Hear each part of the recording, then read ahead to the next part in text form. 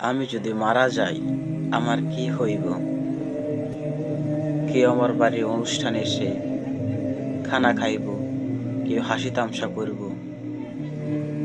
কে বলবে যে মাংস রান্না করছে মাংস সিদ্ধ হয় নাই, কে বলবে মাংস লবণ কম হয়েছে, কে বলবো মাংস আমাকে এক টুকরা কম দিছে। কেউ আমাকে নিয়ে আর ভাববে না। আমার মতো আমি একাই কবরে চলে যাব। খেয়ে দুনিয়া সব ধোঁকা। আমি মরার পর সবাই খাওয়া ধান্দায় থাকবে, 40-এ করবে, 3 দিন অনুষ্ঠান করবে, এগুলো করবে যেগুলো পরে ইসলামে নিষেধ। মানুষ খাওয়ার ধান্দায় থাকবে। আর দুনিয়া এত বড় বড় সেলিব্রিটি করা, এই ইউটিউব টিকটক করা কোনো ফায়দা নেই ভাই। দিন শেষে আপনাকে পোকামাকড় খাদ্য হইতে হবে। বিগ ফ্যান এগুলো ভাই ধোঁকা।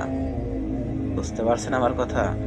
পারলে আমি মরার পরে আমার কবরের পাশে দাঁড়িয়ে সূরা ইয়াসিন পাঠ কইরেন, খানা খুনা খাওয়া বাদ দিয়ে ইয়াসিন পাঠ কইরেন। সব ধোঁকা ভাই। আপনি নিঃশ্বাস বের হয়ে গেল আপনার, সব দেখবেন যে যার যার মতো চলতেছে, আপনার মতো আপনার কবর পড়ে রয়েছেন। সময় থাকতে নিজের বুঝজ্ঞানটাকে আপনি বুঝান যে দুনিয়া ধোঁকা। বাস্তবতা কি জানেন? বাস্তবতা আপনাকে একাই ফিরতে হবে। একাই আইছেন, একাই ফিরতে হবে। আল্লাহুম্মা গফিরলি।